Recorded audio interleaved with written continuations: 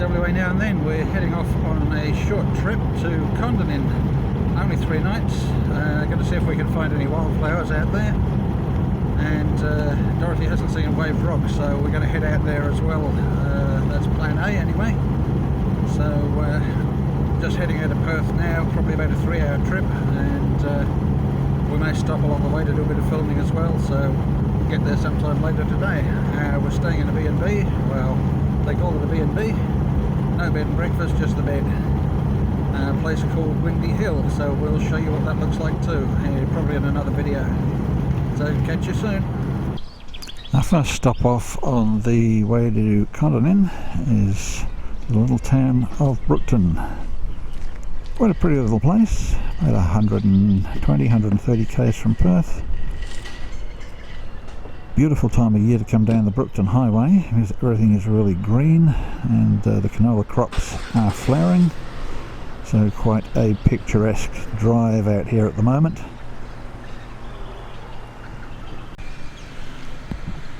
Now, interesting, something going on with the railway station here. Don't know exactly what the story behind this is, but we'll have to find out. Obviously, some attempt to either get rid of the station or do something stupid, if I know government. Obviously the people of Brookton are not impressed by whatever's going on. So the main part of town is this section here. Very pleasant little park next to the railway station. Toilets in there, some seating, nice little picnic areas. You've got the old railway line running along the side here. And they do have some long vehicle parking here for caravans and motorhomes, which is really convenient, right in the middle of town. There's a lot of little towns could learn from that. We've been to plenty of places where there's nowhere to park for bigger vehicles.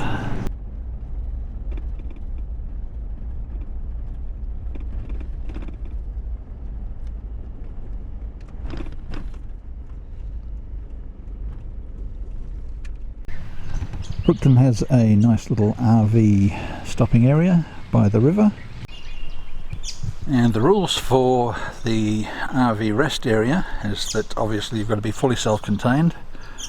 Maximum stays 2 nights. A non-serviced area of course, but there are a couple of bins here. And you are not allowed to stay here if your vehicle is not fully self-contained. Thanks to the record rains we've had this winter, pretty well all the rivers are running. Some have broken their banks, such as the Murray down at Dwellingup. We've seen footage of that going over the banks. Here it hasn't quite done that, but certainly flowing very nicely. And with a bit of luck, flushing some of the salt out of the system. For anybody else who wants to stay here in a vehicle that's not self-contained, then the caravan park is available as you enter town from the west on the Brookton Highway. It's located by the recreation centre. We're about 5 kilometres west of Corrigin. That's the next town we're stopping at along this road. And one of the interesting features of Corrigin is of course the dog cemetery. Most people in WA will have heard of that at some stage, I think. And nice little peaceful spot out here where people have chosen to lay their little 4-legged family members to rest.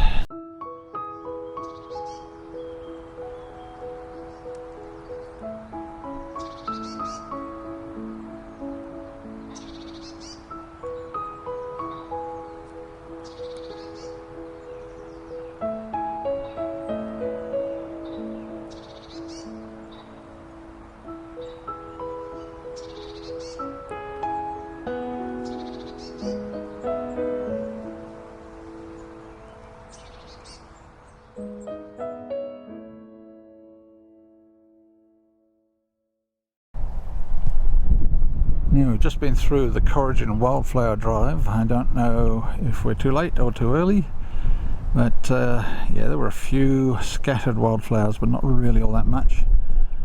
We're nearing the end of the drive now, and this is just the lookout. So looking down over the town. I know I've been to Corrigin before, but I don't remember it, so going to have to get some shots of it and give it its own video. I think Corrigin is probably one of the bigger towns in this area, and from the looks of the town hall, it's, the confidence in the place when it was being developed was certainly there. Rather an ornate front for a town hall, and the old road board office is right next door to it. Good parking area in Corrigin for bigger vehicles, and they've got a dump point right by the toilets here, which is also a useful facility to know about.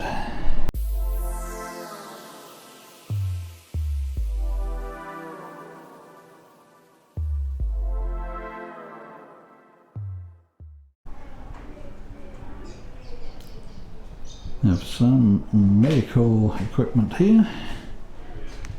Having just had my face chopped up last week, I am certainly glad I didn't live in the times that this lot was being used.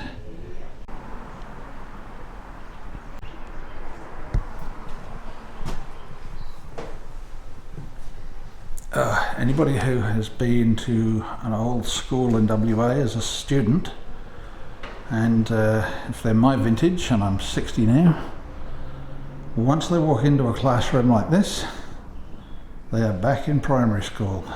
Goodness me, the smell. It must be something to do with the boards.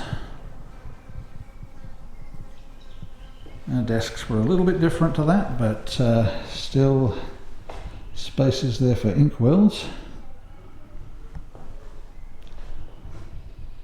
This would date from a little bit before my time. Probably the ones over here are more my style, although these are minus inkwells, but I do remember that from primary school.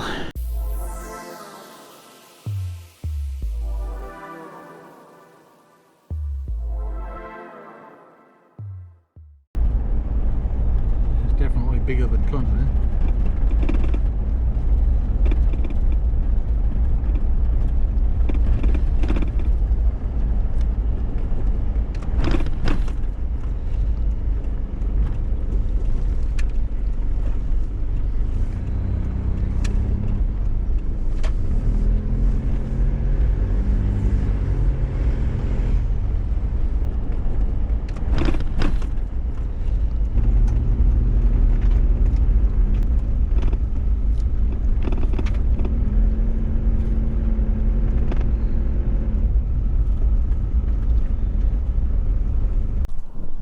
This is a little spot between Corrigin and Kondinin called Gorge Rock.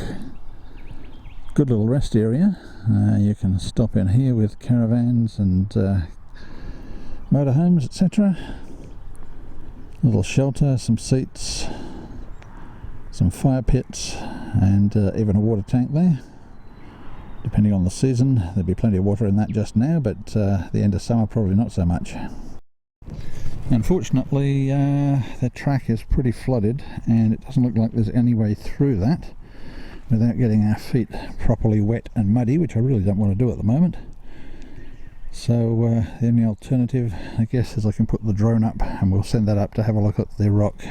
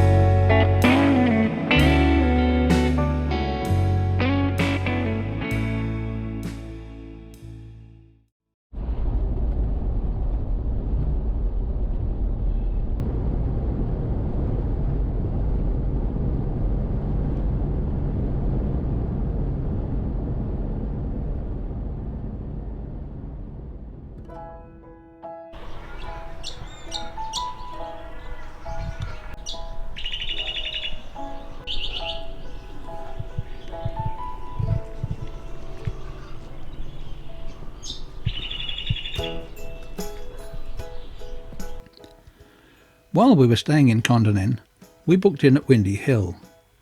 The accommodation was very clean, comfortable, and had everything we needed. It was also very reasonably priced. The garden around the accommodation was also very attractive, so it turned out to be an ideal base for our exploration of the area. Although the nights were pretty chilly, the unit had reverse cycle air conditioning and also had electric blankets, so the cold didn't bother us at all. We can get pretty tired as we explore due to the stop-start nature of filming, and it was great to have somewhere to come back to at night where we felt completely at home. We have no hesitation in recommending Windy Hill if you need somewhere to stay while you're in the area.